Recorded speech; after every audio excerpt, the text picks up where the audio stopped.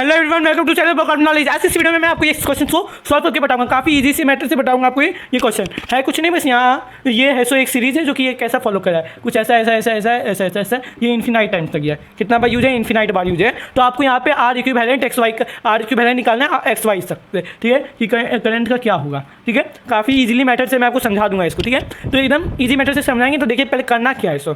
ठीक है, फिर कंसेप्ट को समझने का मैं एक एग्जाम्पल लेकर आपको समझाता हूँ। ठीक है, लेट्स सपोज, ठीक है, मैं क्या करना हूँ, लेट्स सपोज 2 + 2 + 2 + 2 मैं इन्फिनाइट टाइम तक लिख दूँ।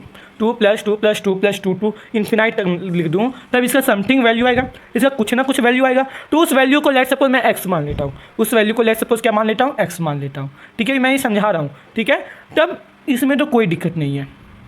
अच्छा, मैं आपसे पूछता हूँ, अगर मैं इसमें एक 2 हटा दूँ तो क्या आंसर कुछ और हो जाएगा? क्या नहीं होगा, क्योंकि इन्फिनाइट तो मुझे पता नहीं है कितना टाइम में है। ठीक है, तो अगर मैं एक 2 को भी हटा दूँ तो कोई प्रॉब्लम नहीं होता। ये मैथमेटिक्स रूल्स है। ठीक है, तो मैं मान लिया कि इसका वैल्यू ये है, तो मैं मान लीजिए कभी भी मैं लिखा इसको डॉट डॉट डॉट इन्फिनाइट तक। ठीक है, तो मैं लिख दिया 2 प्लस, इसकी जगह क्या लिख दिया भाई, इसकी जगह मैं x लिख दिया। ये देखिए x का जितना वैल्यू मैं यहाँ पे x लिख दिया, 2 + x। ये किसके बराबर होगा? x के बराबर होगा। क्यों x के बराबर होगा? क्योंकि ये भी x = इतना होता है, ये x = इतना होगा। उसमें मैं एक 2 के जगह इतना 2 लिख दूँ, इसकी जगह x लिख दूँ, तो कोई गड़बड़ नहीं है। मैं समझाना क्या चाह रहा हूँ कि अगर इस इक्वेशन में है, अगर मैं एक 2 के जगह इतना वैल्यू को x लिख दे तो कोई बात नहीं होता, x = 2 + x लिखा जाएगा। अब आप बोलोगे 0 = 2 हो जाएगा, हो जाता है, इन्फिनाइट का रूल है। समझे बात को? आगे बढ़े, ठीक है। अच्छा, इसको एक और ट्रिक से मैं आपको समझा सकता हूँ। ऐसे देखिए, x = 2 + 2 + 2 + 2 डॉट डॉट इन्फिनाइट तक, x = 0 + 2 + 2 + 2 डॉट डॉट इन्फिनाइट तक। क्लियर है यहाँ तक? अब मैं क्या करूँगा, माइनस कर दूँगा।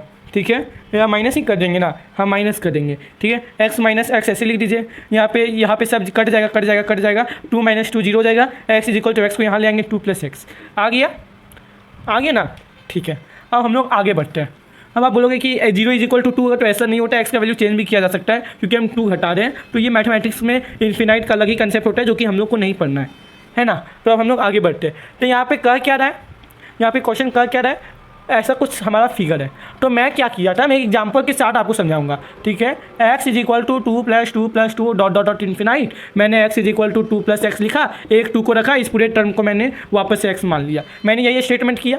अब यहाँ पे भी इस पूरे का जो आंसर होगा मैं उसे मान लिया rxy। अब rxy थोड़ा कन्फ्यूजन लगता है, उतना नहीं लिखने के लिए मैंने इसको मान लिया a, मैंने कैपिटल A मान लिया। कोई दिक्कत है? मैंने rxy के वैल्यू को कैपिटल A के बराबर मान लिया। ठीक है, मान लिया। अब आगे कैसे सॉल्व करेंगे, अब आगे देखिए। एक = इसका R इक्विवेलेंट, इसका जो R इक्विवेलेंट होगा वो A के बराबर होगा। अब मैंने कहा था कि x = इस पूरे सम के बराबर होता है। तो अगर मैं एक डिजिट को छोड़ दूँ, अगर मैं एक डिजिट को छोड़ दिया, पहला डिजिट को रखा हूँ, तो पहला डिजिट को हम भी रख लेते हैं। ठीक है, पहला डिजिट को हम लोगों ने भी रख लिया, सॉरी, x और y और ये r, मैंने फर्स्ट डिजिट को रख दिया। फिर रिमेनिंग डिजिट के जगह मैंने यही वैल्यू लिख दिया, x ही लिख दिया। तो मैं इस रिमेनिंग की जगह में, ये रिमेनिंग जगह में मैं वापस से वही टर्म लिख सकता हूँ। तो इस रिमेनिंग टर्म की जगह क्या लिख सकता हूँ मैं भैया, मैं इस रिमेनिंग टर्म की जगह मैं क्या लिख सकता हूँ, x को इधर लिखा तो मैं इसकी जगह a लिख दूंगा। तो भैया आपने यहाँ पे कुछ नहीं लिखा, आपने यहाँ पे कुछ नहीं लिखा, क्यों लिखूँ भैया? ये तार है, ये तार यहाँ तक लिखा, उसके बाद यहाँ से ये पूरे के जगह सिर्फ एक वैल्यू आया, वो आया a। वो क्या आया? R इक्विवेलेंट, वो आया a। तो हमारा फिगर कितना सिंपली इतना में चेंज हो गया। अब देखिए, मैंने कहा था कि x = 2 + x हो गया, तो मैंने वहाँ ऐसा इस कंडीशन में कर भी दिया। अब x की जगह x उतरा, a की जगह a उतरेगा, 2 + x। तो जैसे देखिए, मैं इसको थोड़ा सिंपली करने के लिए एक चीज़ मैं आपको समझा रहा हूँ। ये दोनों पैरेलल में है, तो दोनों को एक चीज़ में कंबाइन करेंगे तो कैसे होगा, तो ये दोनों पैरेलल में, तो फॉर्मूला लग जाएगा 1/a + 1/r। सॉल्व करोगे, मान लीजिए 1 जो भी रेजिस्टेंस आएगा R1 आएगा, तो R1 का वैल्यू क्या हो जाएगा, AR/a + r आएगा कि नहीं आएगा। तो आप इसको क्या कर सकते हो, मिटा सकते हो, इसका कोई मतलब नहीं रहेगा। क्या हो जाएगा वैल्यू यहाँ पे, AR/a + r। अब भैया आप यहाँ देखोगे तो एक सीरीज़ में आ गया, ये दोनों सीरीज़ में जितना करंट ऐसा गया उतना करंट यहाँ से भी गया। अब दोनों क्या हो जाएगा, जुड़ जाएगा, R + AR/a + r। जोड़ दोगे तो यहाँ पे a + r, LCM लोगे तो r से यहाँ इंटू जाएगा, AR + r² + AR आएगा कि नहीं, AR 2AR, r² + 2AR/a + r। अब मैं बात को समझिए, ये जो आपका है ना R square plus 2AR plus A plus R, ये किसके बराबर होगा? ये R square plus 2AR plus A plus R, ये क्या होगा? ये इसका आंसर होगा, ये इसका आंसर होगा। तो एक्स वाई है, ये एक्स वाई है, तो एक्स वाई की जगह हम आर एक्स वाई लिख सकते हैं, इक्वल टू ए लिख सकते हैं। क्या किया भैया मैंने? कुछ नहीं किया, आपने कुछ नहीं किया। इसमें इसका जो वैल्यू आएगा, इसका वैल्यू आएगा 2 + x। मान लीजिए इसका वैल्यू कितना आएगा? 2 + x आया था, इस डिजिट का 2 + x आया था, हाँ, जो इसको मैंने बराबर कर दिया था, किसके बराबर कर दिया था? एक्स के बराबर कर दिया था, ए डिजिट के बराबर। अब इस पूरे का जो वैल्यू आया वो हमारा इतना, ये किसके बराबर होगा? ए के बराबर होगा। जो पहला वाला, जैसे कि एक्स क्या था? पहला वाला नंबर था, तो यहाँ पे पहले वाला डिजिट कौन था? ये था, तो मैंने ये लिख दिया। कोई दिक्कत यहाँ तक? आगे आप क्रॉस मल्टीप्लिकेशन कर सकते हो, आगे आप इजीली क्रॉस मल्टीप्लिकेशन कर सकते हो, तो आप कर लो क्रॉस मल्टीप्लिकेशन, ठीक है। आगे आप क्रॉस मल्टीप्लिकेशन कर सकते हो, आर स्क्वायर प्लस 2AR, जैसे यहाँ 1 है, क्रॉस मल्टीप्लिकेशन होगा ए स्क्वायर प्लस AR। देखिए A square A equal to A square plus AR, A square plus AR। बात क्लियर है? अब आप देखोगे तो आर स्क्वायर, चलिए सबको उठा ले आते हैं, ठीक है। यहाँ 0 लिख देते हैं, ए स्क्वायर AR में minus 2AR minus AR minus R square.